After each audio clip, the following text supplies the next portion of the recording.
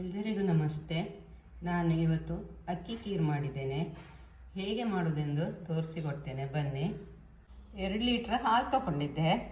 ಅದಕ್ಕೆ 1 ಕಪ್ ಆಗುವಷ್ಟು ಬೆಳ್ತಕ್ಕಿ ಅಕ್ಕಿ. ಇದು ಚಿಕ್ಕದ್ದು, ಸಣ್ಣ ಅಕ್ಕಿ ಅಂತೇವೆ ನಾವು, ಸ್ವಲ್ಪ ಪರಿಮಳನೂ ಇರ್ತದೆ. ಇದನ್ನು ಒಂದು 15 ನಿಮಿಷ ನೆನೆ ಹಾಕ್ತೇನೆ ನೀರಲ್ಲಿ, ಚೆನ್ನಾಗಿ ತೊಳೆದು. ಇದರಲ್ಲಿ 1 ಲೀಟ್ರ್ ಇದೆ, ಇದರಲ್ಲಿ 1 ಲೀಟ್ರ್ ಇದೆ.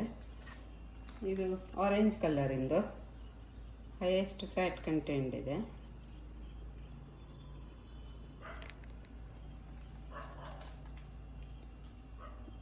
ಇದನ್ನೀಗ ಬಿಸಿ ಮಾಡಲಿಕ್ಕೆ ಇಡ್ತೇನೆ.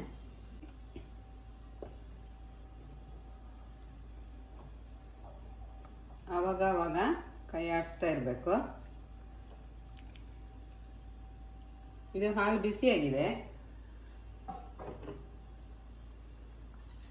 ತೊಳೆದಿಟ್ಟ ಅಕ್ಕಿಯನ್ನು ಸೇರಿಸ್ತಿದ್ದೇನೆ. ಇದಕ್ಕೆ ಟೈಮ್ ತಾಗ್ತದೆ ಈ ಖೀರ್ ಮಾಡುವಾಗ, ಯಾಕಂದರೆ ಕುದ್ದು ದಪ್ಪಗಾಗಬೇಕು.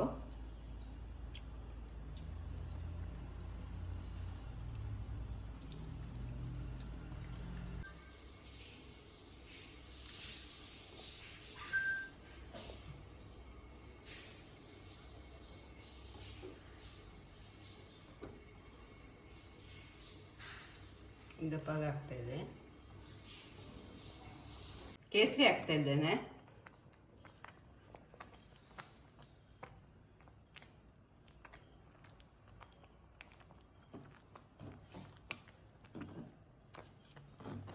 ದಪ್ಪಗಾಗ್ತಾ ಬರ್ತಾ ಇದೆ. ಇದಕ್ಕೆ ರೋಸ್ ವಾಟರು ಸೇರಿಸ್ಬೋದು, ಇಲ್ದಿದ್ರೆ ಬಾದಾಮ್ ಪೌಡ್ರು ಹಾಕ್ಬೋದು. ಬಿಸಿ ಹಾಲಿಗೆ ಕರಡಿ ಸೇರಿಸ್ಬೋದು.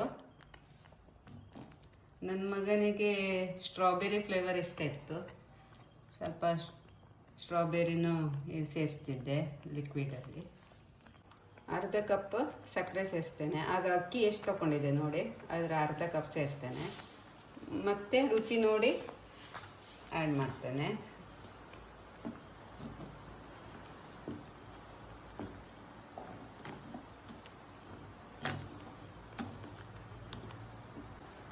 ಗೀರ್ಬೀಜ, ದ್ರಾಕ್ಷಿ, ಬಾದಾಮಿಯನ್ನು ಹುರ್ಕೊಳ್ಳೋಣ.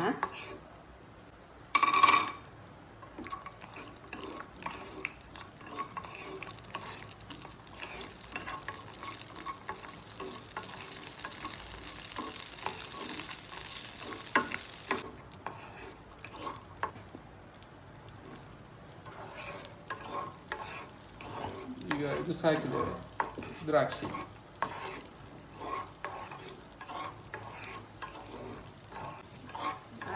ಬಂದ್ ಮಾಡ್ತೇನೆ. ಹಾಲು ಸೇರಿಸ್ತೇನೆ.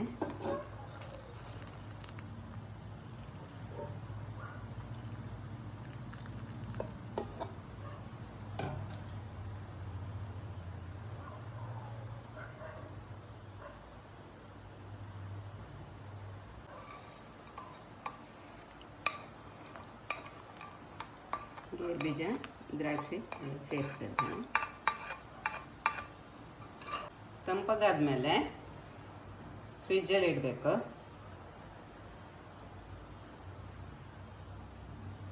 ತುಂಬ ಚೆನ್ನಾಗಿ ಬರ್ತದೆ, ಕುಡಿಲಿಕ್ಕೂ ಸಹ ಒಳ್ಳೆಯದಾಗ್ತದೆ.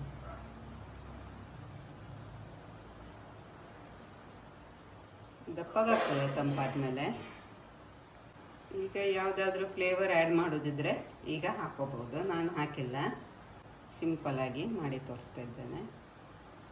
ಸಕ್ಕರೆ ಕಡಿಮೆ ಅನಿಸ್ತು ನನಗೆ, ಎಷ್ಟು ಒಂದು 3 ಚಮಚ ಸಕ್ಕರೆ ಮತ್ತೆ ಆ್ಯಡ್ ಮಾಡ್ತೇನೆ.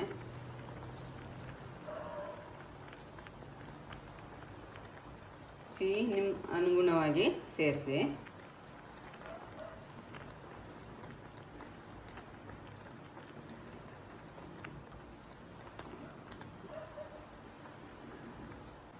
ಆಗಿದೆ, ಇದು ಬಂದ್ ಮಾಡ್ತೇನೆ.